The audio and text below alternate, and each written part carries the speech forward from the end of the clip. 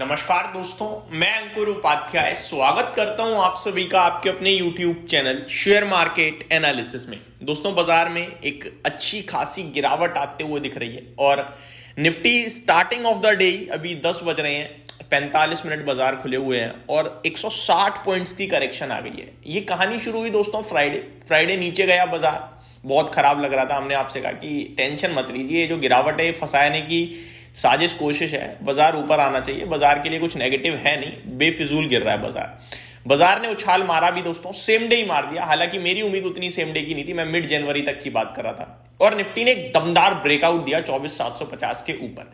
Weekly basis पे super closing और सारे लेवल्स जो भी हमारे लिए रेजिस्टेंस थे वो सब खत्म हुए। दमदार बाइंग का फिगर आया एफआईआईज की तरफ से और फिर वीकेंड के दौरान हमारा व्यू काफी अच्छा पॉजिटिव तेजी का बना। इनफैक्ट आप मेरे को छोड़ो, कितनी रिपोर्ट्स आई हैं मार्केट को लेकर, सबका सिर्फ एक ही व्यू था, 25,000, 25,250, 25,200। एक्चुअली में हम लास्ट वीक पूरे लास्ट वीक एक ही ट्राई करते रहे कि 24,750 के ऊपर निफ्टी निकल जाए, नहीं निकला। फ्राइडे निकला तो वो एक एंटिसिपेशन हो गया था कि भैया ऊपर आएगा ही आएगा और सबका सेम व्यू बन गया और बस बाजार उसी को गलत ठहराता हुआ दिख रहा है। मार्केट कंटिन्यू बेसिस पे कल भी गिरा, आज फिर गिर गया। मैं कंटिन्यू 2 दिन से अगर निफ्टी लेवल्स पे बात करूं तो बिल्कुल गलत साबित हुआ हूं, क्योंकि फुल फ्लैज तेजी की बात करी है मैंने।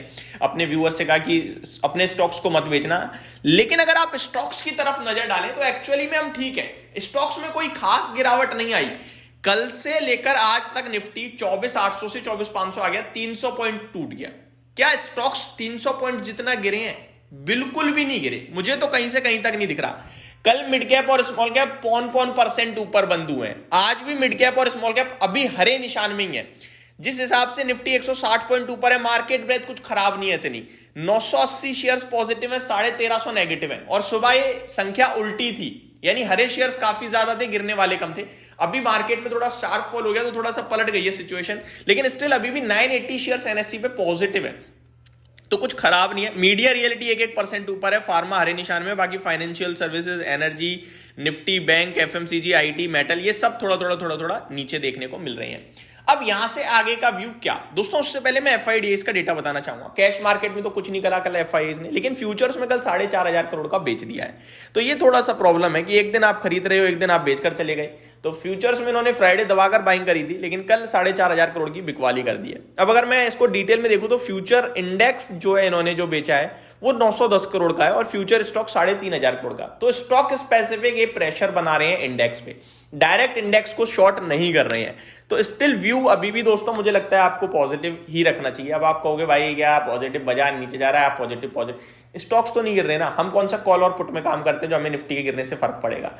आपका व्यू यानी कि मोटा मोटी आप इंट्राडे की बात नहीं कर रहे, आप बात कर रहे हो कल, एक हफ्ते, 3 दिन, 5 दिन की। तो आपको ये समझ लो कि 25,000 आने की संभावनाएं ज्यादा है एज कंपेयर टू 24,000। इतना ही कहना चाहूंगा। अभी मिडल में बैठे हैं हम, तो अभी के लिए नेगेटिव दिख रहा है क्योंकि हम कल से लेकर आज तक अभी तक एक भी बार प्रीवियस जो दिन के दौरान जो हाई लग रहा है उसको भी पार नहीं कर रहे हैं। ठीक है, अब देखो अभी हम कंटिन्यू गिर रहे हैं दोस्तों करीब 24,615 से और अभी हम डे लो पे खड़े हैं 24,15। अभी हम अगर एक बार भी 24,570 भी निकाल के टिकते हैं ना तो भी लगेगा कि हाँ यार, जो थोड़ी देर पहले हाई लगा था, एक स्विंग हाई, वो ब्रेक करा हमने। कल से लेकर अभी तक एक भी बार स्विंग हाई भी ब्रेक नहीं करा है हमने। तो थोड़ी टेंशन जरूर बन रही है, बट मेरे को लगता है टेंशन फ्री रहना चाहिए। अब मार्केट्स को लेकर ज्यादा कुछ सोचने घबराने की जरूरत नहीं है। सेलिंग आई है, स्टॉक स्पेसिफिक सेलिंग है जिसने प्रेशर बनाने का काम किया है निफ्टी पे। अब थोड़ा सा निफ्टी के स्टॉक्स पे नजर डालें तो सब खराब है। केवल 7 स्टॉक्स हरे निशान में, उसमें भी सिप्ला, अदानी पोर्ट्स लीड कर रहे हैं। सिप्ला 1.5% है, बाकी अदानी पोर्ट तो आधा % है। टाटा मोटर्स आधा % ऊपर है। 43 शेयर्स लाल निशान में है। टॉप लूजर श्रीराम फाइनेंस है दोस्तों, 3% टूट गया है। बजाज फिनजर्व है, ग्रेजिम है, रिलायंस है, भारतीय एयरटेल है, ये सारे के सारे स्टॉक्स आपके लिए नीचे हैं। ठीक है जी, अब टॉप एक्टिव स्टॉक्स की बात कर लेते हैं। तो आज टॉप गेनर्स की लिस्ट में दोस्तों कोई स्कॉप है 9% ऊपर है, पीरामल फार्मा है 7%, फैक्ट, आरसीएफ, अनंतराज, इन स्टॉक्स में 5 से 7% की तेजी है। टॉप लूजर्स में श्रीराम फाइनेंस ही है, 3% वाला टॉप लूजर बना हुआ है। अब आप सोच लो कि तेजी की ज्यादा पोजीशन है या मंदी की। ठीक है, तो ये साफ साफ क्लियर दिख रहा है तेजी का माहौल है मार्केट में दोस्तों। एसबीएफसी फाइनेंस केवल 2.5% नीचे है, ब्लू स्टार 2%, चोला फाइनेंस में 2.25% की और आईआईएफएल फाइनेंस में 2% की गिरावट है। डिक्सन टेक भाई साहब 19,000 का लेवल निकाल चुका है, मुबारक हो आप सभी को जिसने भी लेके बैठे हो।